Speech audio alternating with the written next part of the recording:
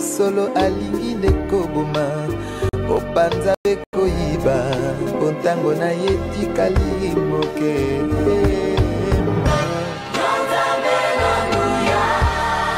ozalisi ya likolo na se.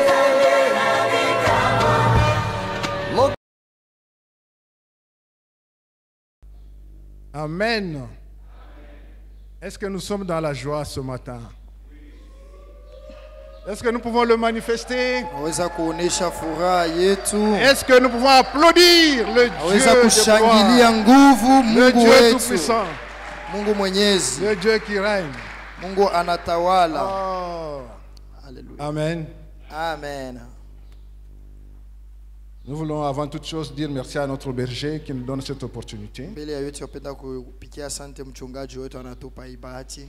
Avec lui, nos collègues du collège. Et avec eux, nos frères du conseil. Et à tous les serviteurs qui sont présents dans ce temple ce matin. À tous ceux qui prient pour nous jour pour jour. Et à vous tous. Que Dieu vous soit favorable. Amina. Qu'il vous bénisse. Amina. Qu'il vous multiplie. Amina. Selon sa souveraineté. Amina. Parce qu'il est souverain. Amen. Amen. Que Dieu soit loué ce matin. Amina. Et nous bénissons Dieu pour la présence de tout un chacun de nous. Parce que vous qui êtes présents, c'est vous à qui cet enseignement est adressé ce matin. J'aimerais vous dire que dans sa préscience, et vous voyez déjà ce matin ici. Et voilà pourquoi j'ai dit que cet enseignement vous est adressé, vous en particulier. Amen. Amen. Gloire soit rendue à notre Dieu. Amina. Bien-aimés, dans l'histoire du monde et dans l'histoire de nos pays, nos pays choisissent.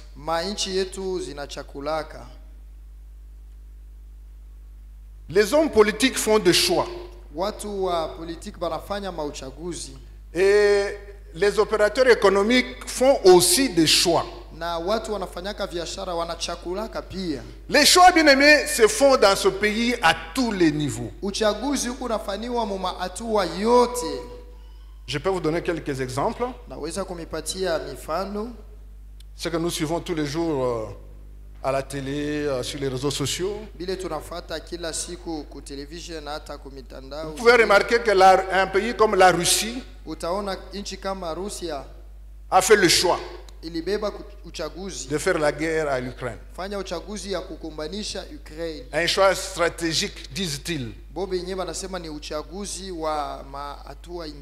pouvez remarquer qu'un pays comme Israël a fait le choix de faire la guerre à ce mouvement qu'on appelle Hamas. Ils ont fait le choix. Vous pouvez remarquer que notre pays, la RDC Congo, a fait le choix de faire le deal avec les Américains. Ils ont fait le choix. Amen. Amen. Et nous aussi, nous faisons le choix tous les jours. Chacun de nous a fait le choix et il en fera encore.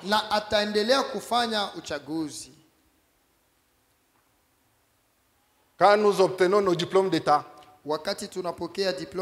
l'étape qui suit, nous faisons des choix. Quelle faculté on va faire? Nous faisons des choix. Quand il s'agit de nous marier, nous faisons des choix, n'est-ce pas? Le choix de la fiancée, le choix du fiancé. Nous faisons le choix. Ce sont des choix important pour le reste de la vie. Ni mauchaguzi ya maana juu ya maisha namna itaendelea. Nous faisons aussi le choix de l'endroit où nous devons vivre. Tunachakulaka pia fuashi ile tunaweza kuishi. Ça, des fois, nous ne faisons pas attention. Mara ingine atuangalili yake. Là où tu dois vivre, pale unapasha kuishi, tu dois faire le choix. Unapasha kuchakula.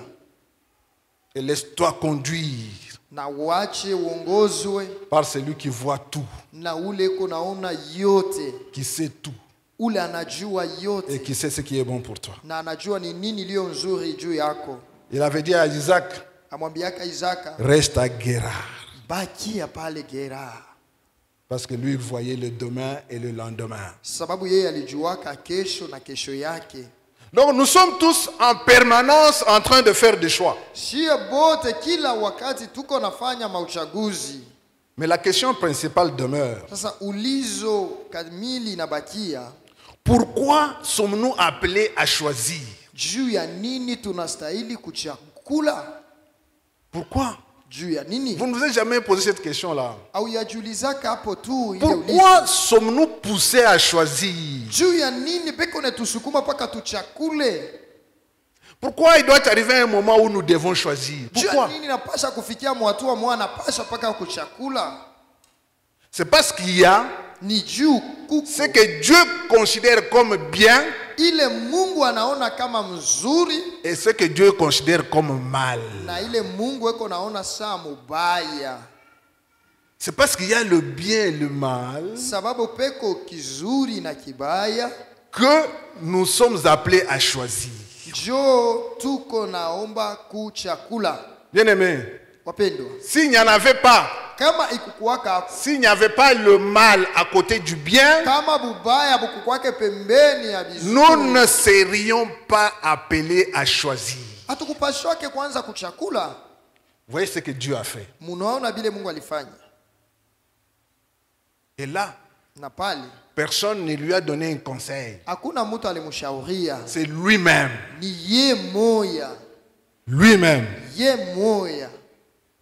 Il met du mal à côté du bien Anaweka bubaya pembeni ya bizuri, pour que nous puissions faire le choix. Tupate kuchakula. Et nous faisons des choix. Na tuko nafanya mauchaguzi mingi. Amen. Amina. C'est pour cela que nous sommes continuellement en train de choisir Ndio kwa maana kila muda tuko paka na chakula. Entre le bien et le mal, katikati ya kizuri na kibaya, entre la bénédiction et la malédiction, katikati ya baraka na laana, entre la vie et la mort. katikati ya bujima na lufu. Nous choisissons tunachakulaka tous les jours. Kila siku. Pourquoi? Juu ya nini? Parce que Dieu l'a voulu ainsi. Juu Mungu alipenda bikwe paka vile. Bien-aimé, wapendwa, Dieu l'a voulu ainsi. Mungu alipenda bikwe vile. Et dans nos requêtes de prière, na katika vishina vyetu vya maombi sur le bien et le mal, kuhusu bizuri na bibaya, pour ce dimanche, nous nous sommes arrêtés à la première requête de nos prières. Kwa siku ya Mungu ya leo tulisimamia tu pa kishina ya kwanza. Qu'est-ce qu'elle dit? Inasema nini? Notre première requête de prière. Ile kishina ya maombi yetu. Ces requêtes ont été publiées. Ces requêtes sont affichées. Banesha kuiweka. Ces requêtes sont dans nos téléphones. Iko katika masimu zetu. Quelle est la première requête de nos prières? Ni nini iliyo ombi ya kwanza? Cette requête dit ceci, la première. Kishina ya kwanza inasema hivi. Prions pour que nous parvenions à comprendre cette vérité fondamentale et bien l'assimiler. Tuombe ili tupate kufikia mkuelewa mzuri ile ukweli ya msingi na kuielewa. Et quelle est cette vérité fondamentale? Sasa ni ukweli gani? De notre première requête. Ya ile kishina ya kwanza ya maombi. Elle dit ceci. Inasema hivi. Dieu a permis le mal. Mungu aliruhusu bibaya afin de nous donner un choix. Ili atupatie sisi uchaguzi. Genèse 2, 15 à 17. Mwanzo 2 sura ya 15. C'est cela notre première requête. Ile njoo kishina yetu ya kwanza. Prions pour que nous parvenions à comprendre cette vérité fondamentale Tuombe ili tufikie mkuelewa ile ukweli ya msingi et bien l'assimiler. na kuielewa mzuri. Et cette vérité qui dit Na ile ukweli nasema Dieu a permis le mal Mungu aliruhusu bibaya afin de nous donner un choix. juu ya kutupatia sisi kuchakula. Donc vous comprenez ce que je disais tantôt? Unaona bile nilianza kusema C'est hapa, Dieu qui nous donne le choix. ni Mungu anatupatia kuchakula. Et pour que nous ayons le choix à faire, Na juu tupate kuwa na namna ya kuchakua, il met le mal à côté du bien. anaweka vizuri kumpembeni ya bibaya. Bien-aimés, nous voulons ce matin exploiter cette pensée de Dieu. Wapendwa, asubuhi ya leo tunapenda kusemea juu ya wazo ya Mungu. Cette pensée de Dieu de nous mettre devant un choix. Ile wazo ya Mungu ya kutuweka kumbele ya uchaguzi C'est fulani. ça que nous voulons exploiter ce matin. Joele tutasemea asubuhi ya leo. Dieu nous appelle à faire le choix, bien-aimés. Mungu anatuomba tuchakule. Pourquoi nous appelle-t-il à faire le choix? Juu ya nini anatuomba tupate kuchagua? Parce qu'il a mis en nous cette capacité de faire le choix. Juu aliweka ndani yetu ile wezaji ya kuchakula. Alors ce matin, nous venons avec un thème qui dit ceci. Asubuhi ya leo tunakuwa basi na kisina inasema, Choisis la vie afin que tu vives. chakula bujima ili upate kuishi. Mais parce que tu dois faire le choix. Juu unapasha kuchakula. Parce que tu es appelé au choix. Juu unastahili uchakule. Alors choisis la vie Chakula bujima afin que tu vives. ili upate kuishi. Tel est notre thème ce matin. Njoo kishina yetu. Bien-aimé, Wapendwa, je t'en supplie, na kusi choisis la vie. chakula bujima. Pourquoi? Juu ya nini? Afin que tu vives. Upate kuishi. Tel est notre thème ce matin, bien-aimé. Njoo kishina yetu ya asubuhi ya leo. Et ce wapendwa. thème est tiré de Deutéronome 30, 19. Na hii kishina utakipata Kumbukumbu la Torati sura ya 13 mstari wa Deutéronome 19. 30, Kumbukumbu la Torati sura le verset 13, 19. mstari ya 19. Et c'est lui qui nous donne notre thème ce matin. Njoo inatupatia kishina yetu ya asubuhi ya Alors nous allons lire ce verset. tutasoma hii usomi. Ce verset, je l'ai pris sous 3 formes. Nilibeba mu hatua tatu hii usomi. J'ai pris ce verset dans la Nouvelle Bible Louis II. Nilibeba mu tafsiri ya sasa ya Louis II. J'ai pris ce verset dans Parole de vie. Nilibeba pia mu parole de vie. J'ai pris ce verset dans la Bible du Semeur. Nilibeba pia mu Bible du Semeur. Vous savez, nous avons plusieurs versions. Unaona tuko na matafsiri mingi. Je me suis arrêté à 3 ce matin, Mimi shimamia patatu asubuhi ya leo. juste pour mettre en relief quelques versets, quelques phrases. Juu ya kutakatisha ako mitesemo fulani. Parce que chapitre 30, 19e verset, ce n'est qu'un verset. Sababu ni shairi moja tu. Alors ce verset est traduit avec de quelques nuances seulement par les différents traducteurs. Ni yenye kutafsiriwa na matamko ya kuachana kufuatana na batafsiri. Alors, je lis la première version que j'ai trouvée. Nasoma ile usomi ya kwanza nilipata. Deutéronome 30, 19e verset, nous lisons. J'en prends aujourd'hui à témoin contre vous le ciel et la terre. Nachukua leo kuwa mshuhuda mbingu na dunia. Donc Dieu dit, Mungu anasema, contre vous, juu yenu mwenye je prends à témoin nabeba kuwa mshuhuda le ciel et la terre. mbingu na nchi.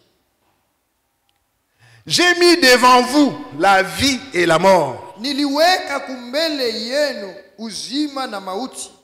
J'ai mis devant vous la bénédiction et la malédiction. Niliweka mbele yenu baraka na laana. Choisis la vie Chagua uzima afin que tu vives, upate kuishi toi wewe et ta descendance. na uzao wako. C'est cela notre 19e verset. Njoo ile mstari ya 19 yetu. Et ça, c'est la traduction de la Nouvelle Bible Louis II. Hii ni Louis II ya sasa. Je lis la deuxième traduction que j'ai choisie. Nasoma tafsiri ya pili nilichakula. Parole de vie. Parole de vie. Elle dit ceci. Yo inasema hivi. Oui, Ndio, Je vous préviens aujourd'hui. namitia angalisho leo, En prenant le ciel et la terre comme témoins. nikichukua mbingu na nchi kama washuhuda. Je mets devant vous la vie et la bénédiction, Natia mbele yenu bujima na la baraka. la mort et la malédiction. Asema lufu na laana. Choisissez donc Muchakule basi la vie bujima, pour que vous viviez, mupate kuishi vous et vos enfants. ninyi na uzao wenu. Je vous préviens donc aujourd'hui, Na mistia angalisho basi leo, en prenant le ciel et la terre comme témoins. nachukua mbingu na nchi kama washuhuda. Je mets devant vous Natia mbele yenu la vie uzima et la mort, na mauti, la bénédiction baraka et la malédiction. na lahana. Choisissez donc Kwa hivi chagueni basi la vie uzima, pour que vous viviez, mupate kuishi. non seulement vous, Aina tu mweye mais aussi vos enfants. na watoto yenu nabo. Et la dernière version que j'ai choisie pour lire aussi, Tafsiri ya mwisho nayo tulichakula kusoma c'est semeur. ni le semeur. Qu'est-ce qui est écrit dans semeur? Mu semeur mo banasema mo nini? Je prends aujourd'hui, Leo nachukua, je prends aujourd'hui leo mie nachukua le ciel et la terre mbingu na nchi à témoin. kama washuhuda. Ce qui m'intéresse dans semeur, c'est quand il va dire, Ile inafurahisha mu semeur ni pale asema, je vous offre le choix. asema mina mitolea ama namitakia Je vous offre le choix na miwekea mbele yenu entre uchaguzi la vie et la mort, katikati ya bujima na lufu, entre la bénédiction et la malédiction. katikati ya baraka na laana. Choisissez donc la vie Chagueni uzima afin que vous viviez, ili mupate kuishi vous et vos descendants. ninyi na wazao wenu. Bien-aimés, Wapendwa, je vous offre le choix. na mitolea na miwekea Peut-être uchaguzi. telle est sa parole pour toi ce matin. Njoo neno yake juu yako asubuhi ya leo. Dieu t'offre le choix. Anakuwekea kumbele uchaguzi. Dieu te donne la possibilité de choisir. Mungu anakupa uwezaji. Il offre.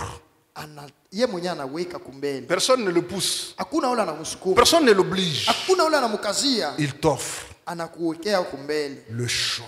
uchakule. T'offre le choix, bien-aimé. Anapenda uchague. Bien-aimé, avant d'aller plus loin avec ce verset, Mbele twende mbali na hii usomi. parce que ce verset seulement que nous allons exploiter tout au long de cet enseignement. Juu ni paka hii usomi tu tutasemea kwa hii mafundisho. Nous voulons mettre ce verset et ce chapitre et le livre lui-même dans leur contexte. Tunapenda kuweka kitabu na shairi namuna balivyanjikiaka Deutéronome. ya kumbukumbu la Torati. Pourquoi on en est arrivé là? Juu ya nini balifikia mwa ile hatua? Pourquoi Deutéronome? Juu ya nini kumbukumbu la Qu'est-ce Torati? qui s'est passé? Ni nini ilipitikana? Bien-aimés, Wapendwa, vous savez, ceux qui étaient sortis de l'Égypte, unaona wale walitokaka kwa nchi ya Misri, que Dieu a sorti de l'esclavage. Mungu alibatosha kwa utumwa. Ça, vous connaissez l'histoire. Ile yote mnajua historia. Ils arrivent dans le désert. Banafika jangwani, Mais quand ils sortent de l'Égypte, wakati banatoka mu Misri, quel était l'objectif? kifuguzio ni nini? C'est d'aller servir Dieu Ilikuwaka kuenda kutumikia Mungu dans le désert. mule mujangwa, Et après le désert, na kisha c'est jangwa aller à la terre ni promise. kwenda mu nchi ya ahadi. Le désert n'était pas la finalité. Jangwa ikukue mwisho, Le désert, c'était qu'un chemin. jangwa ilikuwa tu ni njia, Et l'objectif, na kifukuzio c'était Canaan, kwa Kanaana, la terre promise. nchi ya ahadi. Maintenant, ils sont dans le désert. Sasa beko jangwani, Beaucoup sont morts dans le désert. ba mingi balikufwa mujangwa. Eux qui étaient attendus à Canaan, Bo balistahili kufika Kanaana, eux qui étaient sentis de bénéficier de la grâce de Dieu à Canaan. Bale balikuwa na baongojea kama bakufaidikia neema ya Mungu mukanaana. Ils se sont arrêtés dans le désert. Banashimama mujangwa. Ils ne sont pas arrivés. Abakufika. Et Dieu s'est occupé de chacun. Pourquoi? Mungu alitendea kila mmoja juu ya nini? Ils n'avaient pas obéi. Abakutii. Et Dieu les a éliminés. Na Mungu alibamaliza. Ils ne sont pas arrivés à la terre promise. Abakufike kwa nchi ya ahadi. À cause de la désobéissance. Juu ya kutokutii. Amen. Amina. Mais la nouvelle génération est née dans le désert. Sasa kizazi kia sasa kinakuwa hapo mule kinazalikwa mujangwa. Quand Dieu donnait les lois et les commandements, wakati Mungu alikuwa analeta masheria na maamri, cette nouvelle génération ils étaient des enfants. Aba sasa balikuwa bengaliki batoto. Des fois ils ne comprenaient rien à rien. Aba kwanza kuelewa ni mambo gani. C'était des enfants batoto qui ont grandi dans le désert. Banakomelea mule mujangwa. Mais comment vont-ils aller à la terre promise? Sasa batengia namna gani muichi ya ahadi? Mais ils vont aller à la terre promise avec quel background, avec quel fondement, avec quelle connaissance? Batengia amo na musingi gani na kujua kwaje? Voilà pourquoi il y a Deutéronome. Ndio kwa maana panakuwa kumbukumbu la Torati. Deutéro, ça veut dire la deuxième fois. Ile Deutéro ni kusema mara ya pili. Donc Dieu dit, Mungu anasema, mon peuple ne peut pas aller là-bas à la terre promise sans connaissance. Taifa yangu haiwezi kuingia mu nchi ya ahadi bila kujua. Sans connaissance de mes lois. Bila kujua sheria yangu. Sans connaissance de mes commandements. Bila kujua amri yangu. Sans connaissance de ce que je veux. Bila kujua kile niko nataka. Il dit à Moïse, anamwambia Musa, répète la loi. Rudiria motena kusema sheria. Reviens sur la loi. Rudiria pa sheria. Répète la loi à leurs oreilles. Rudiria pa torati mu mashikio yabo. Répète la loi à leur cœur. Rudiria pa torati mu mioyo yabo. Bien-aimé, Dieu est pour la connaissance. Mungu eko pale juu ya ufahamu. Dieu n'est pas d'accord avec l'ignorance, bien-aimé. Mungu ashikalake mbele na ujinga. Dieu veut que nous apprenions. Mungu eko napenda tupate kujifunza. Que nous connaissions. Tujue. C'est son vœu le plus cher. Ile njo mapenzi. Il ne veut pas qu'un peuple ignorant aille à la terre promise. Il dit non, pas question. Batu bale abajue kitu bakaingie mu nchi ya ahadi abinako. Il faut leur répéter ça. Unapasha ubarudiririe. Répétez encore. Sema tena. Que la loi soit imprégnée dans leur cœur et dans leur esprit. Torati ibakie yenye kujama mu mioyo yabo.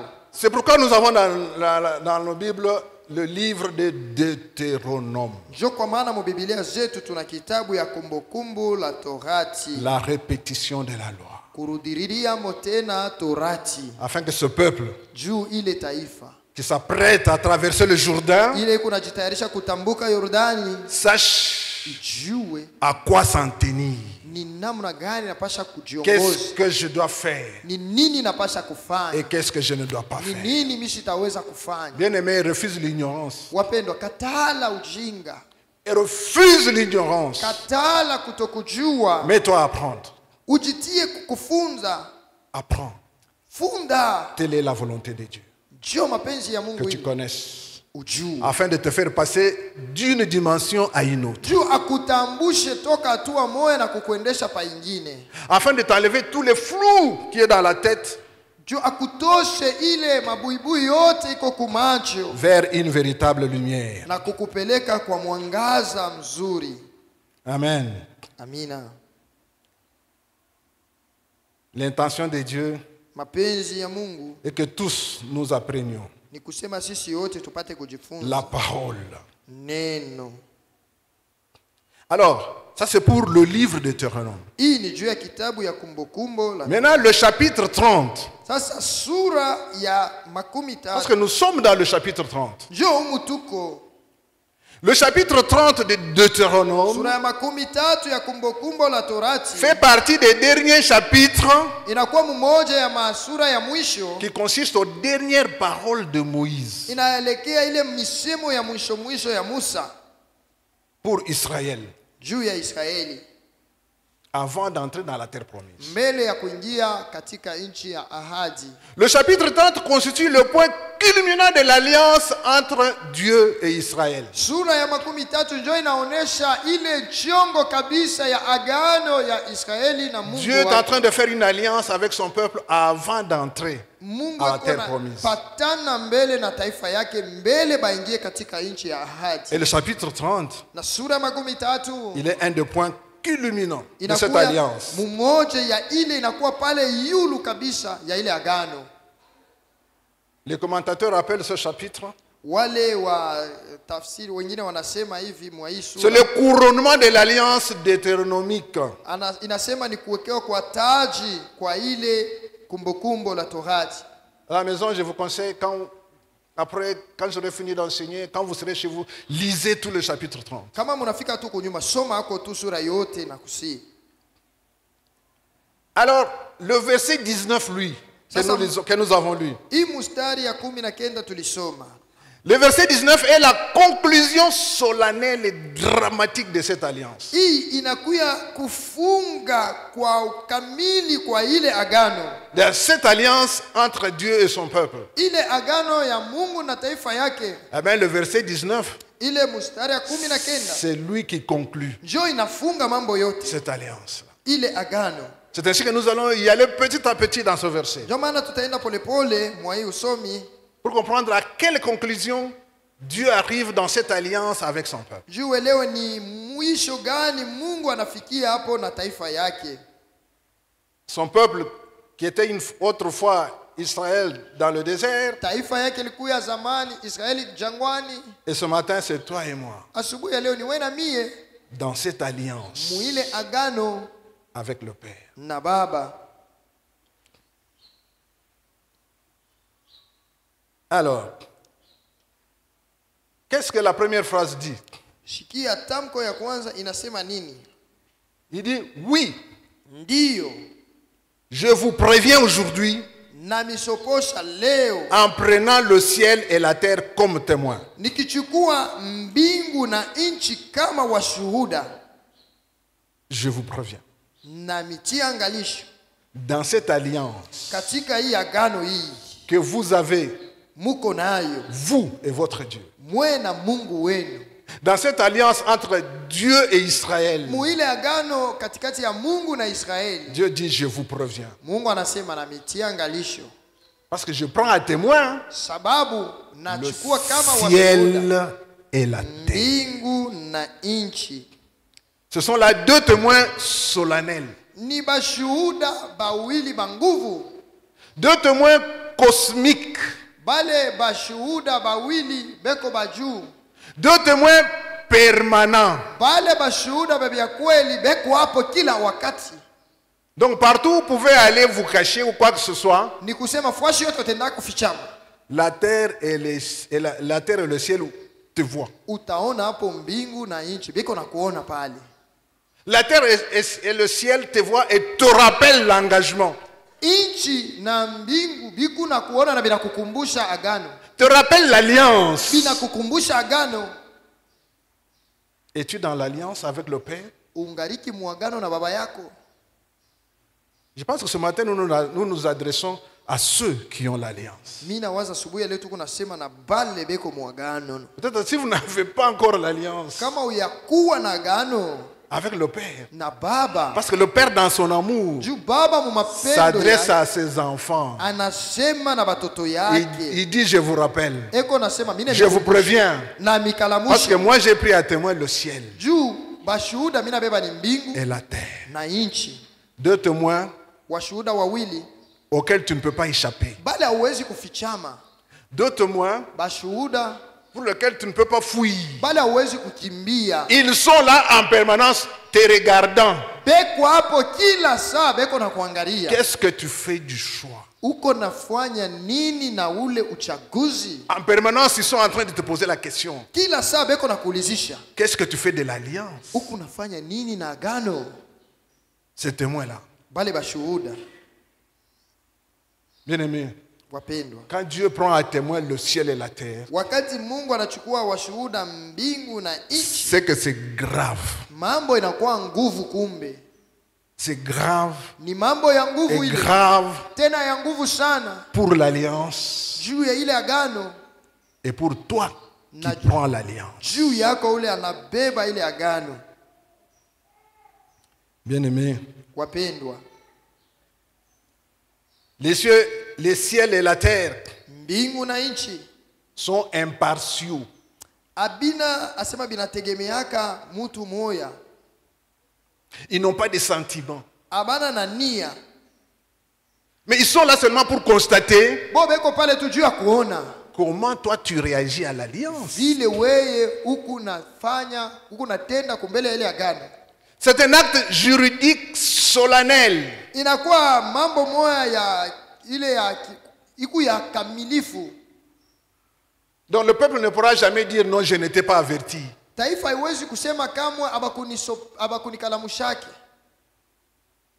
Et la rupture de cette alliance est catastrophique. Na kuvunjika kwa ile agano ni ya mastajabu. Parce que tu n'as nulle part où aller, nulle part où te plaindre. Hauna nafuashi kule utenda wala kule utenda kushitaki.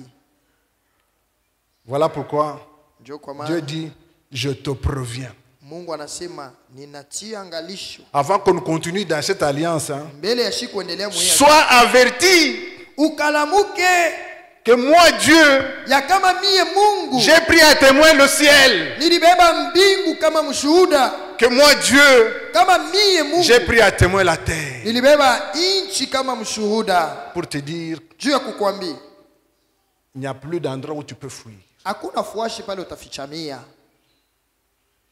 Sois seulement conséquent. Wei utaona tu matokeo. La deuxième phrase dans ce verset dit ceci. Msemo ingine inasema hivi. Je te propose la vie ou la mort. Ninakuwekea mbele uzima au lufu. Je te propose la bénédiction ou la malédiction. Wala baraka au lahana. C'est un choix radical que tu dois faire. Ni uchaguzi kamili nayo unapasha kubeba. Un choix à faire entre deux options aux conséquences opposées et absolues. Kuchakula kumbele ya bitu biwili na matokeo yayo iko mbili tena ya kuachana sana. Je te propose Mina kuwekea kumbele la vie ou la mort. uzima au mauti. Je te propose la bénédiction ou la malédiction. Naweka mbele yako baraka na laana. Ce ne sont pas quatre options à choisir. Haina bitu biine vya kuchakula. C'est deux seulement. Ni biwili. Parce que la vie va avec la bénédiction. Bujima buku natembea pamoja na baraka. Et la mort va avec la malédiction. Na lufu luku natembea pamoja na lahana. Il n'y a pas de voie médiane. Hakuna mustari ya pakachikachi. Il n'y a pas de neutralité. Hapana sema utashimama pakachi ya bile biwili. Il n'y a pas de neutralité. Hakuna. Donc on ne sait pas dire non, non, moi je ne suis pas intéressé par vos histoires là. Hawezi kusema mie ile mambo yenu hainiangalie. Parce qu'il y en a qui disent, qui tiennent ce genre de langage. Juku kubatu banasemaga muile namuna. Oh non, non, vos histoires là, ne m'en parlez pas. Moi, Ile mambo yenu ile ça ne m'intéresse pas. Abinifurahisha. Non, il n'y a pas de neutralité. Hakuna mambo ya kubakia pakachikachi. C'est l'un ou l'autre. Ni kimoya au kingine kunesha. Donc d'une manière ou d'une autre, tu exerces le choix. Ni kusema munamuna tu moya fulani huku nachagua. Mais si tu rejettes la vie, donc tu as choisi la mort. Kama unakatala bujima usha kuchagua kufwa. Si tu rejettes la bénédiction, donc tu as choisi la malédiction. Kama unatupa baraka unachagua laana. Il n'y a pas de neutralité, bien-aimé. Hakuna mambo ya pakatikati. Tu choisis ipso facto. Unachagua tu. Choisir, kuchagua, c'est renoncer. Ni kukatala. Ça, vous savez. Ile munajua. Quand je choisis, je renonce au même moment. Kama mina chagua, mina acha paka pale. Donc je choisis un côté, ça veut dire que j'ai renoncé l'autre côté. Ni kusema mina chagua ngambo moja na katala ngambo ingine. C'est cette capacité que Dieu nous donne. Ndio ile uwezaji Mungu anatupatia. C'est lui qui nous rend capables de choisir. Yeye ndio anatuwezesha tuchague.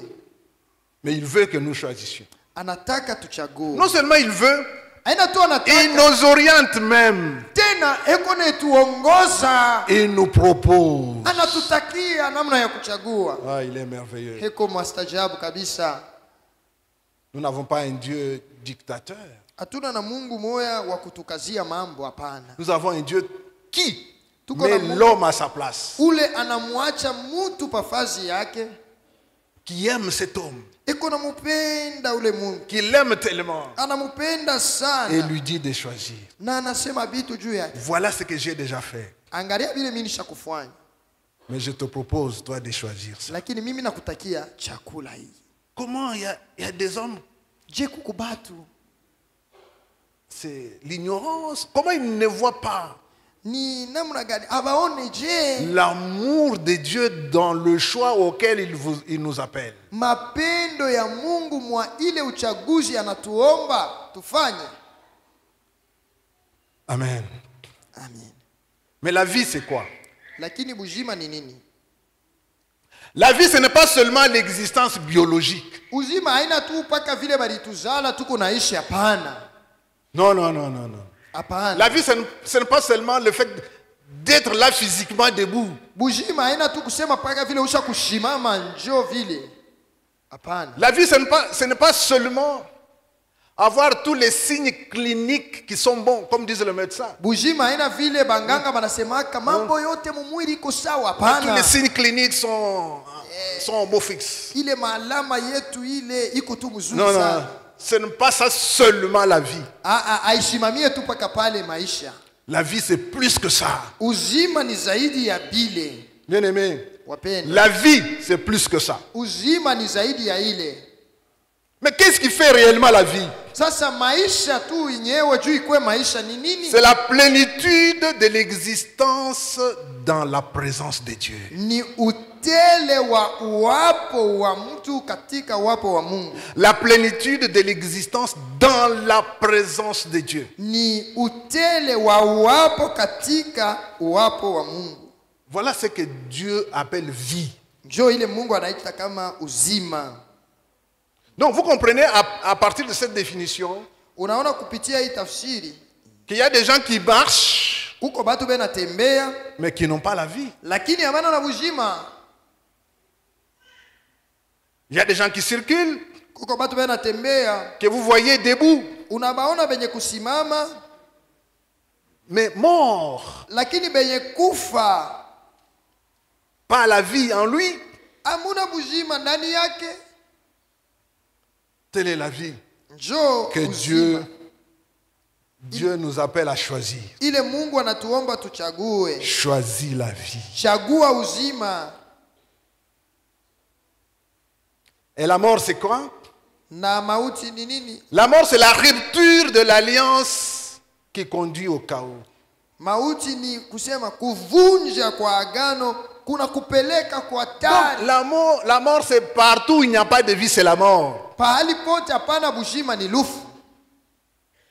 Même si nous pouvons danser, chanter avec toi ici. Ata tucheze tuimbe na wewe hapa. Mais tu peux être un cadavre debout. Unaweza kuwa mtu mwenye kufa lakini ngari anatembea.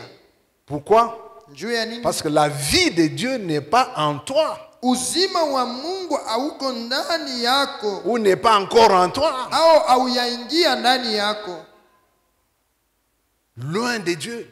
Mbali na Mungu. Vivant, mujima, chantant et dansant avec nous. Uko naimba na kucheza pamoja na sisi. Ça c'est possible.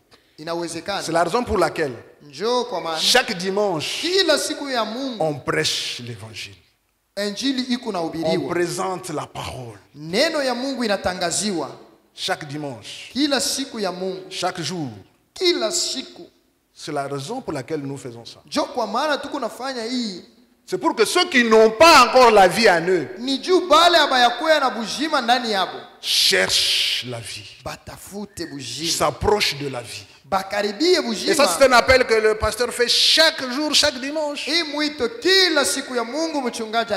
Ne sous-estimez pas cet appel-là. J'ouvre une petite parenthèse. Quand je reçois les gens pour le baptême, Après avoir parlé avec eux, je me rends compte qu'ils n'ont pas la vie. Maintenant, j'ai toujours posé une question. Mais tous ces appels-là qu'on fait à l'église, pourquoi tu ne t'es jamais avancé pour prendre la vie? Oh non, je ne comprenais pas très bien. Mais c'est pas possible. Mais chaque dimanche, on lance l'appel pour la vie. Tu ne saisis pas. Tu ne comprends pas. Tu ne demandes pas. Heureusement que lors des enseignements du baptême, nous récupérons ces gens-là et nous leur présentons la vie. Alors qu'ils ont la possibilité chaque dimanche de revenir à la vie. Amen. Ne soyons pas distraits, bien-aimés. Ne soyons pas distraits. Chaque jour qui passe, c'est une opportunité que Dieu nous donne. Il n'y a pas de hasard. Chaque jour qui passe, saisissons la vie. Chaque jour qui passe. Chaque minute qui passe. Alors, c'est quoi la bénédiction? La bénédiction, c'est la faveur divine qui rend toutes choses fécondes. C'est ça la bénédiction. La faveur divine qui rend toutes choses fécondes. Qui fait fructifier tout ce qui tombe entre vos mains. Vous avez la faveur de Dieu. C'est ça la bénédiction. Je mets devant toi la bénédiction et la malédiction. Choisis la bénédiction. Et la malédiction, c'est quoi?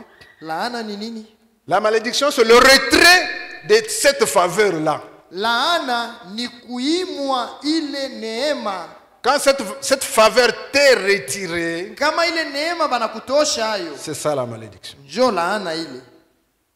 Et Dieu dit, je te propose, je t'offre le choix. Bien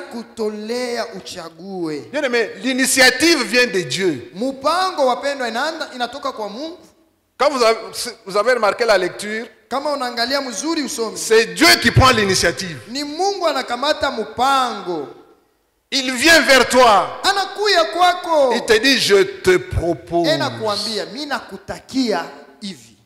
Comment résister à un tel appel? Je te propose. Pourquoi il propose? Parce qu'il a mis en toi la capacité de choisir. Il sait que tu peux refuser. Il sait que tu peux refuser. Il sait que tu peux choisir la mort, comme beaucoup ont choisi la mort. C'est ainsi que j'aime cette version. Il dit, je te propose. Je t'en supplie. Choisis la vie. Comment ne pas faire confiance à un tel Dieu? Amen. Alléluia. Je te propose, bien-aimé. Imaginez-vous. Lui qui a sorti son peuple de l'esclavage en Égypte. Il les a sortis de l'Égypte dans une souffrance atroce. Il les amène dans le désert. Il les fait manger. Il les fait boire. Mais il ne les contraint pas à l'aimer. Il ne les oblige pas à l'aimer. Bien-aimé, il ordonne à son peuple de choisir. Je sais pas, est-ce que vous réalisez un tel amour?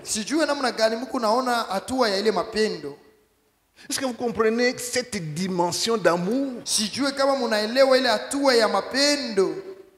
Il ordonne à son peuple de choisir.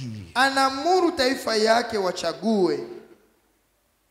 Alors que eux tous dépendent de lui.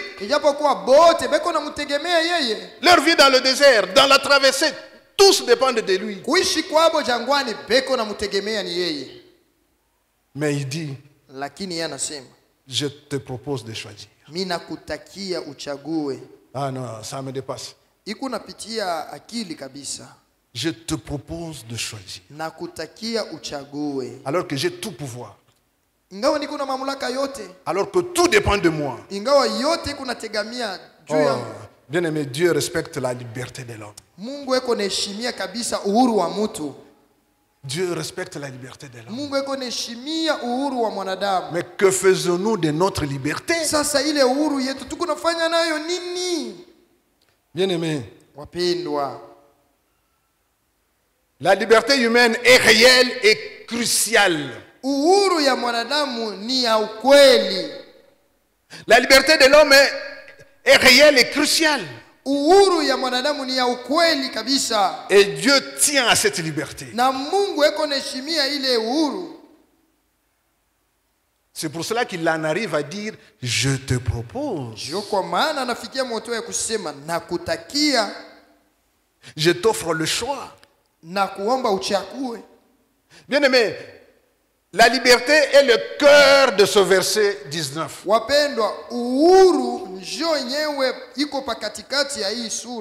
Notre liberté, ta liberté, est au cœur de ce verset 19. Dieu ne force pas, mais il te commande seulement de choisir. Mais quand tu choisis, alors tu entres dans l'alliance. Et là, tu restes sérieux. Quand tu es dans l'alliance, tu restes sérieux, bien-aimé. Pourquoi? Parce qu'il y a des témoins. Le ciel et la terre. Ces témoins-là, qui sont là pour t'observer. Qu'est-ce que tu fais de l'alliance? Et Dieu a raison de dire, je te préviens. Est-ce que nous en tenons compte? Est-ce que nous tenons compte de cet avertissement? Il dit, je te préviens. Pourquoi? Parce que j'ai pris contre toi les témoins qui sont la terre et le ciel.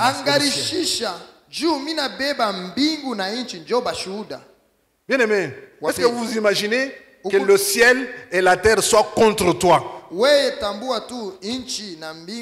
que vous pouvez vous imaginer ce que vous devenez? Est-ce que vous imaginez ce que vous devenez? Si les témoins, la terre qui est témoin et le ciel qui est témoin, tous deux sont contre toi. Pourquoi? Parce que l'alliance, l'engagement que tu as pris, tu ne respectes pas. C'est bien aimé. En principe, la liberté que nous avons est au service du bien.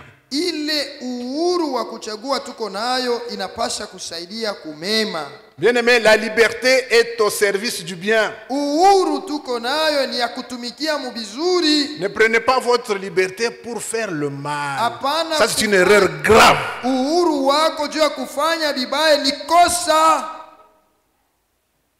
Bien aimé, votre liberté a été conçue, imaginée, mise en place pour le bien. Je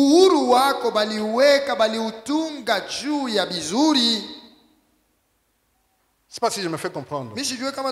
La liberté que vous avez, elle a été conçue, imaginée, mise en place pour le bien, pas pour le mal. C'est ça la liberté que nous avons. Pour le bien. Et le mal a été mis à côté pour choisir. pour nous donner la capacité de choisir, pour nous donner la possibilité de choisir, pour exercer notre liberté. Et Dieu est pour la liberté. Et nous en venons à cette dernière partie du verset. Après avoir dit, je te propose le choix. Et puis il te dit, choisis la vie. C'est une invitation raisonnable. Bien aimé, le choix n'est pas présenté comme un sacrifice, non.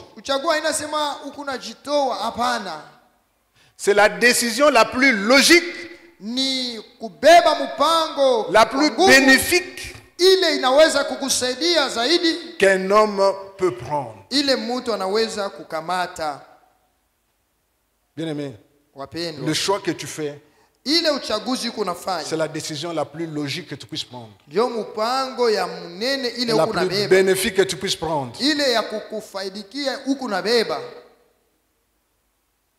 Choisis la vie. Ça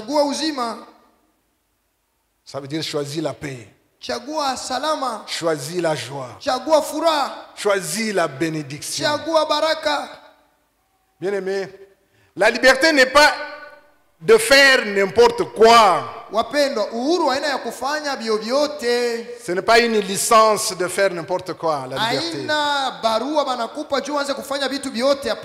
Elle est totalement tournée vers le bien. Bien aimé, il ne s'agit pas d'un choix philosophique. Il ne s'agit pas d'un choix abstrait, non. C'est un engagement concret que tu prends dans les actions quotidiennes de chaque jour. C'est du concret dont on parle, bien aimé. Ce n'est pas de la philosophie, non. Faire le choix, c'est chaque jour dans nos actions quotidiennes. Qu'est-ce que tu choisis? Est-ce que tu choisis la vie? Chaque fois que tu te réveilles, partout où tu passes, tu choisis la vie. Nous venons à l'église, nous chargeons nos batteries.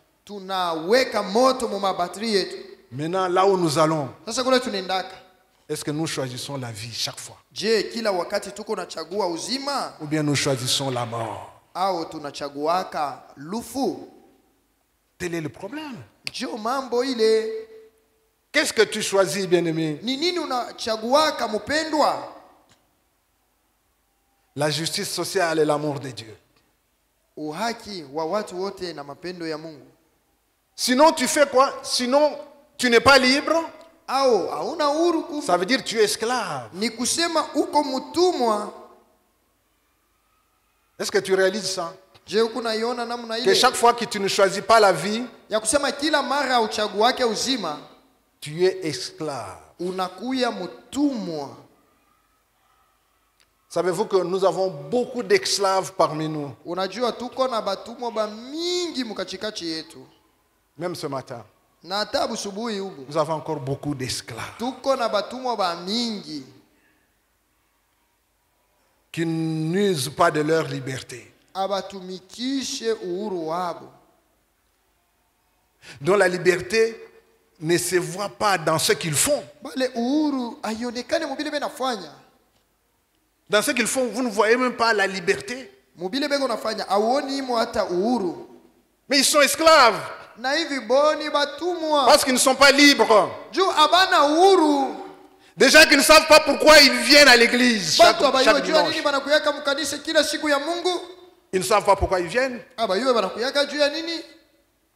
Ils viennent parce qu'ils ont l'habitude de venir. Ils viennent parce que bon, j'ai rendez-vous avec tel frère, telle sœur. Ils viennent parce que après le culte va avoir tel ou tel autre. Ils ont fait de l'église une mutualité. Banafanya kanisa inakuwa fazi ya urafiki.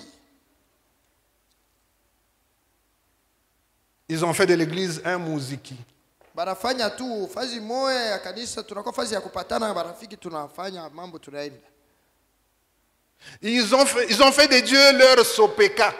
Banafanya Mungu anakuwa sawa sopeka yabo. Vous connaissez sopeka? Unajua ile tamko sopeka? Sombelanga. Uniuzie. Pesanga. Nipatie. Kabelanga. Unipe tena.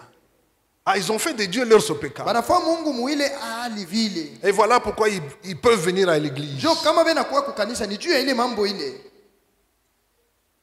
Des gens qui produisent des prophéties en appuyant sur un bouton. Na beko na toa ma unabii, beko na pika tu bana fienta pa kabuto pale. Dès que vous appuyez sur un bouton, il vous donne votre prophétie. Ukipika tu pa ile bouton hivi fia ale anatabiri. Il y en a un à Kolezi qu'on appelle Android Yalola. Kuko mwingine kukoleze wanamuita vile Android ya mbingu. Yalola. Yalola. Android. Donc dès que vous lui donnez un coup de fil, vous avez votre prophétie. Ukimuita tu kusimu anakutabiri pale yako inapata. Ils disent venez chez nous chaque jeudi il y a un miracle. Anasema kuyeni kila siku ya ine kuna kwa muujiza. Chaque mardi il y a un miracle. Kila kazi mbili muujiza iko. Ils produisent eux des miracles. Bo beko nafanya miujiza. Voilà ce qu'ils ont fait de l'église. Bo njo vile banafanya kanisa inakuwa. Et ce matin j'aimerais vous dire que ce sont des esclaves. Asubuhi leo nafia kumemea boni batumwa. Ils ne jouissent pas de la liberté que je viens d'expliquer ici. Abafaidikie na hii uhuru Mungu mina toka kusemea hapa. Ils n'utilisent pas ça. Abaitumie. Bien-aimés. Wapendwa. Il y en a maintenant qui achètent kuku bengine wanaanza kununua tous les produits que ce peuple Maasai a amené ici au Congo. Aba banduku yetu batu ba Maasai balileta huku ku Congo. C'était largement à l'est. Zaidi ilikuwa kule ngambo. Maintenant c'est dans tout le pays. Sasa inakuwa muinchi yote. Ils passent partout, ils passent. Beko na pita fashi yote. Et les gens achètent ce qu'ils produisent là, ce qu'ils vendent là. Batu beko na ununua bile beko na uzisha. Et ce qui est grave. Sasa ya hatari sana. Ils achètent. Banauza.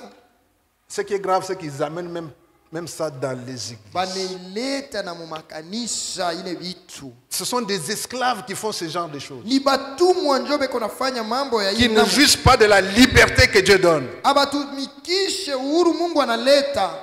Ils amènent ça dans nos églises. Baneleta mukanisa. Mais quelle alliance as-tu? Ni agano gani uko nayo? Le ciel mbingu et la terre na inchi sont témoins. Ni bashuhuda. Et Dieu dit je te préviens. Mungu anasema mimi nakukalamusha. Parce que j'ai pris à témoin le ciel et la terre. Shu miri beba mbingu na inchi. Bien-aimés, faisons attention. Wapendo tuangalishishe ce que nous faisons. Bile tuko nafanya. Est-ce l'ignorance? Je ni ujinga?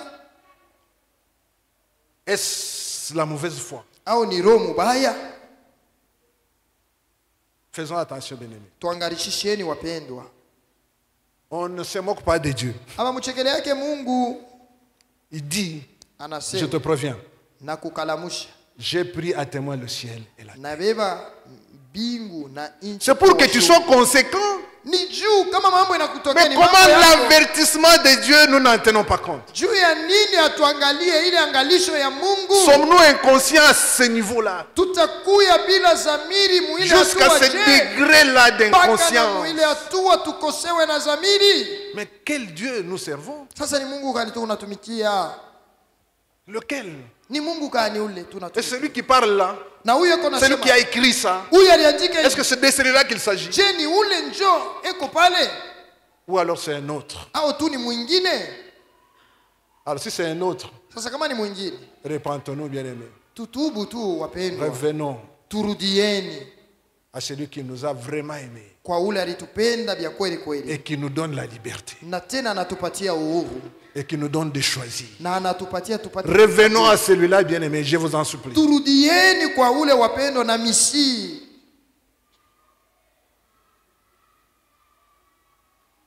Bien-aimés, ils sont des esclaves. Les gens qui ne sont pas libres, mais qui sont assidus dans nos églises. Ils ne bénéficient pas de la liberté que Dieu donne. La liberté de Dieu n'est pas une licence à faire n'importe quoi. Elle est tournée vers le bien. Elle est tournée vers la crainte de Dieu. Elle est tournée vers l'humilité. Elle est tournée vers l'amour du prochain. Bien-aimé, le choix de l'individu a des conséquences sur des générations futures. Le choix que tu fais a des conséquences sur la génération future. Parce que la vie n'est pas seulement un bien individuel. Bien aimé, la vie c'est tout un héritage. La vie c'est tout un héritage. Bien aimé, savez-vous que la fidélité des parents crée un environnement favorable pour les enfants? Voilà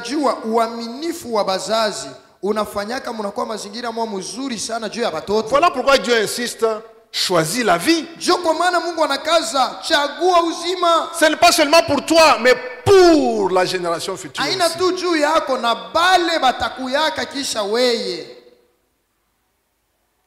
La fidélité des parents crée un environnement de bénédiction.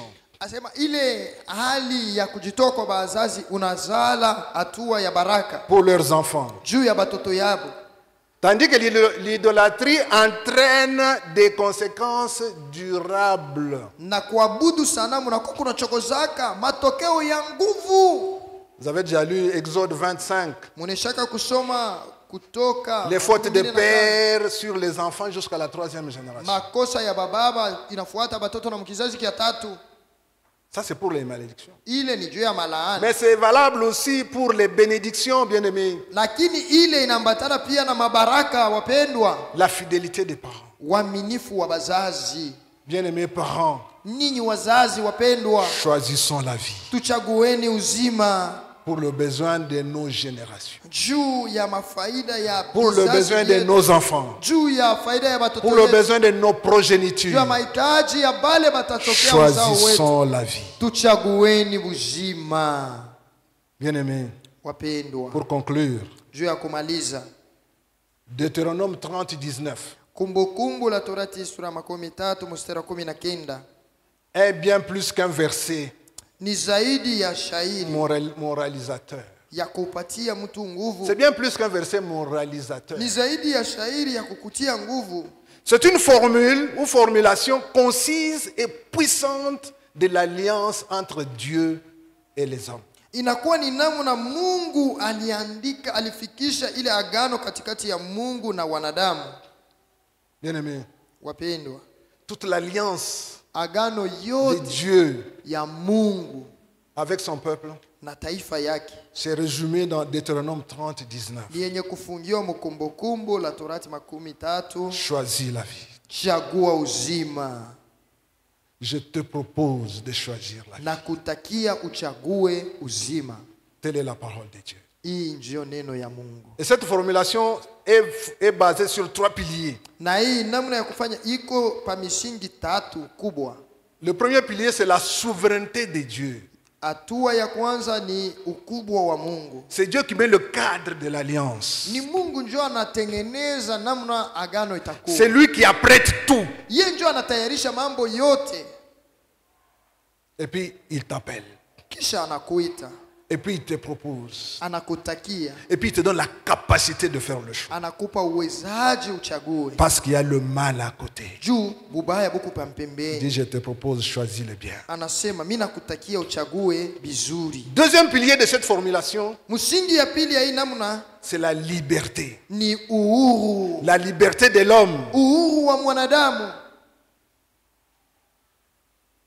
Dieu rend l'homme responsable. Mungu anafanya mtu abebe mzigo yake tu mwenyewe. Et d'arriver à faire le choix. Afikie hatua ya kuchagua. Il lui donne cette capacité, cette liberté. Anamupa ile uhuru. Et Dieu aime cette liberté qu'il donne à l'homme. Na Mungu yuko anapenda ile uhuru yuko anapatia mwanadamu. Dieu ne fait pas de nous des robots. Mungu asitufanye kuwa barobo. Non. Des robots barobo qui font seulement ce qu'on leur demande de faire. Non. Il te rend libre. Et il veut que tu choisisses. En toute responsabilité. Troisième pilier de cette formulation, la dimension communautaire. Donc le choix que tu fais n'est pas seulement pour toi. Il dit afin que tu vives toi et tes descendants. Afin que tu vives toi et ta postérité. Bien-aimé, choisis la vie. Que Dieu bénisse cet enseignement ce matin. Amen, amen. Alléluia. Amen. Inatushinda kufa mapendo yake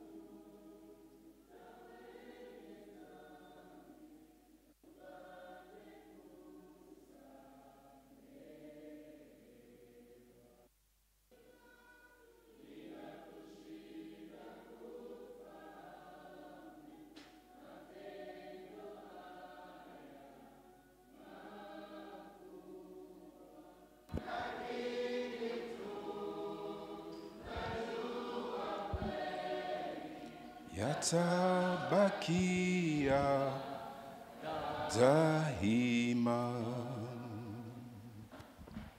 Choisis la vie. Chagua uzima. Afin que tu vives. Ili uishi.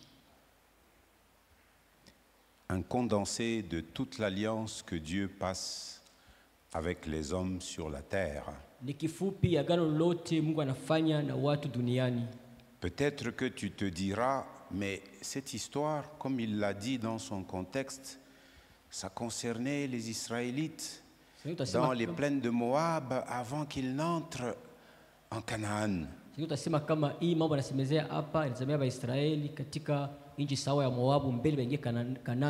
quelle est ma part dans tout ça? De génération en génération, Dieu a continuellement renouvelé cette alliance. Toka bizazi kwa bizazi Mungu anaendelea kutia upya ile agano.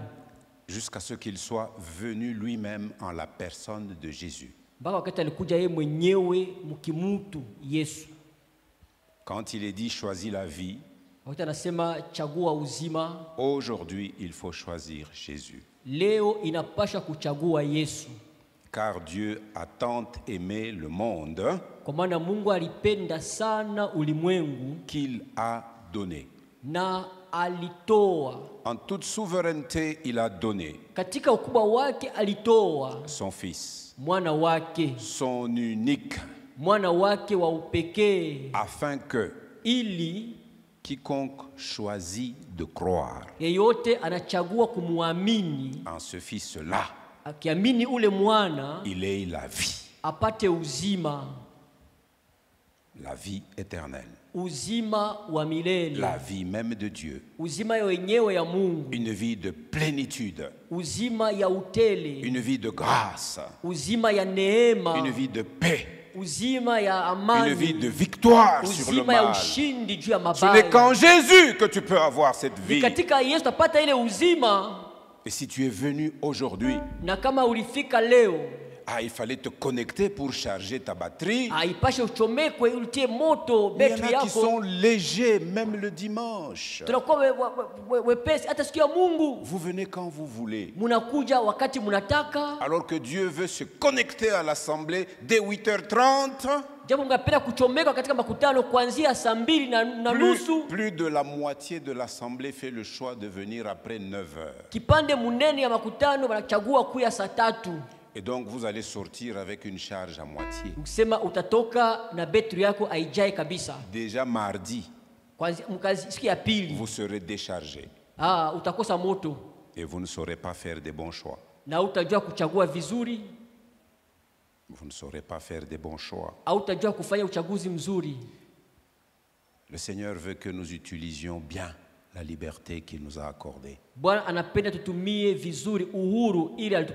Et si nous choisissons bien, c'est pour notre bien. C'est pour le bien de nos familles. C'est pour le bien des générations qui vont suivre. Dieu dit, je bénis jusqu'à 1000 générations. Tous ceux qui m'aiment. Et aimer Dieu, c'est l'écouter et faire le choix comme il nous le propose. Je voudrais donner, le frère Emmanuel l'a rappelé, chaque fois quand nous venons, l'occasion est toujours renouvelée pour faire le bon choix. Y a-t-il quelqu'un qui veut ce matin faire le choix pour sa vie?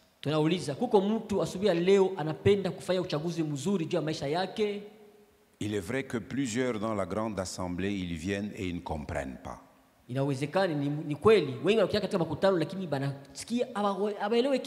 Mais nous prions pour que cette parole qui a été rendue limpide trouve une place de choix dans les cœurs de tous.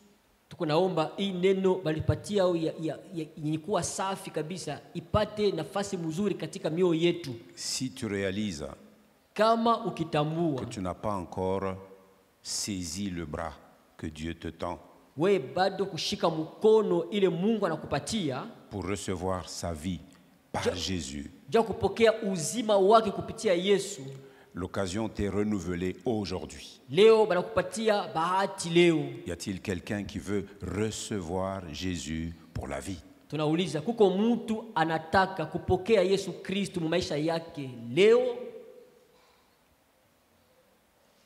L'appel est lancé.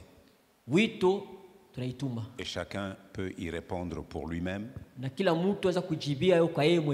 et ainsi influencer la destinée de sa descendance. Y a-t-il quelqu'un?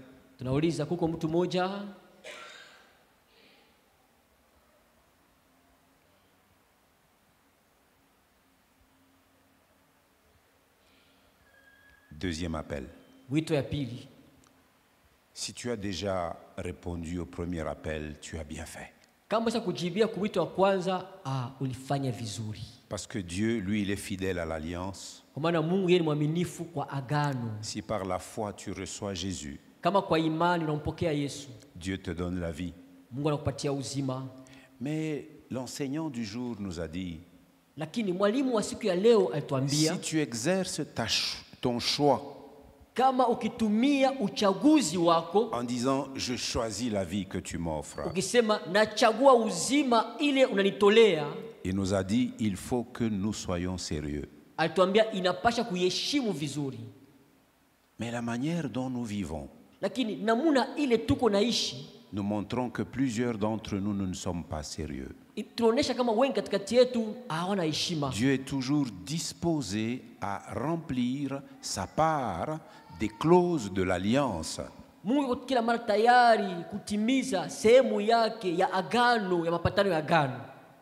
venions il y a une semaine passée de passer une semaine de l'éducation chrétienne. Et on nous a donné un thème qui a été tiré de Genèse 18-19, où l'Éternel Dieu s'exprime en ces termes. car je l'ai choisi.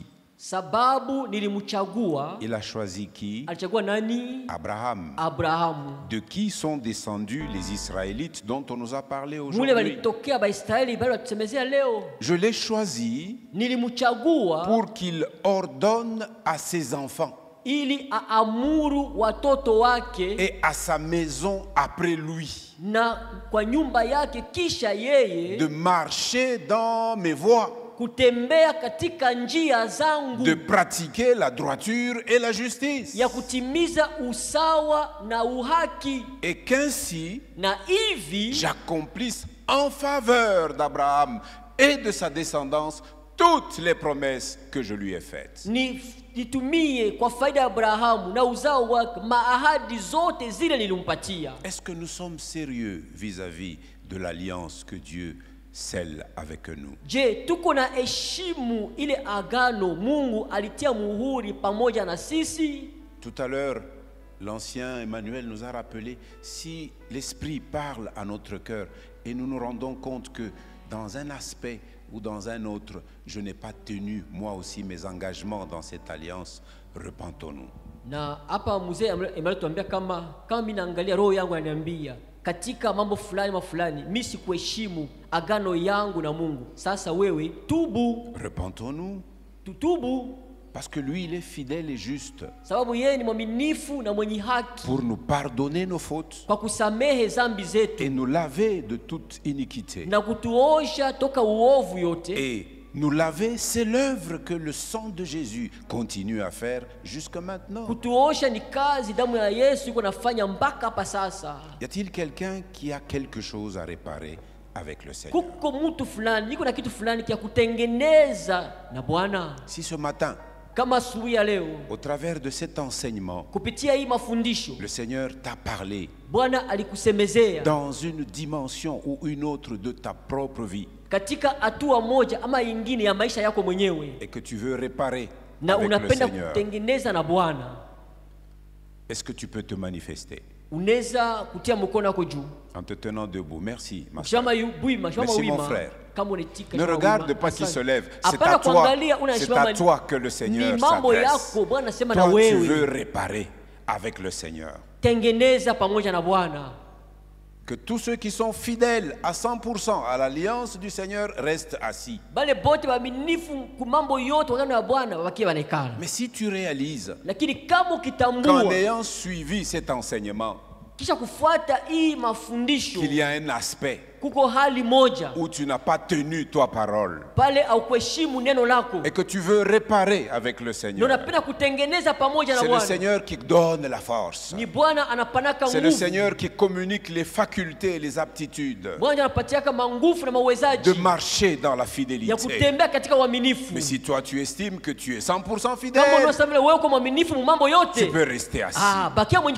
Mais s'il y a un aspect que toi tu veux réparer avec le Seigneur, tu te lèves en toute humilité devant le Seigneur et tu ouvres ta bouche. Tu lui dis: Seigneur, je reconnais que je ne suis pas fidèle à l'alliance que tu as voulu sceller avec moi, une alliance de vie. Dans tel aspect de ma vie, toi-même ouvre ta bouche et parle-lui. Dans tel aspect de ma vie, j'ai réalisé que je ne t'étais pas fidèle. Pardonne-moi et que le sang de Jésus me lave, que le sang de Jésus me purifie et que je rentre encore dans cette intimité avec toi et que je jouisse de tes grâces, je jouisse de tes bénédictions. Les chantres, est-ce que vous pouvez monter pendant que vous priez pour vous-même, pendant que chacun de nous prie pour lui-même? Nous montons. Nous voulons bénir ce Dieu d'amour, ce Dieu miséricordieux, ce Dieu compatissant qui veut nous laver pour que nous puissions jouir encore d'une plénitude de ses bénédictions.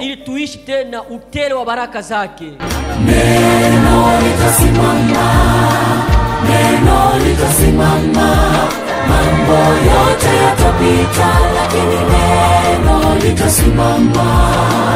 neno litasimama, neno litasimama. Mambo yote yatapita, lakini neno litasimama. Vitabu vingi sana vimeandikwa kwa hekima yake mwanadamu, vikitupotosha waziwazi vile twaweza kuishi vema duniani. Ila yabidi tuelewe kwamba pale mwanzo kulikuwa neno, naye neno alikuwepo kwa Mungu.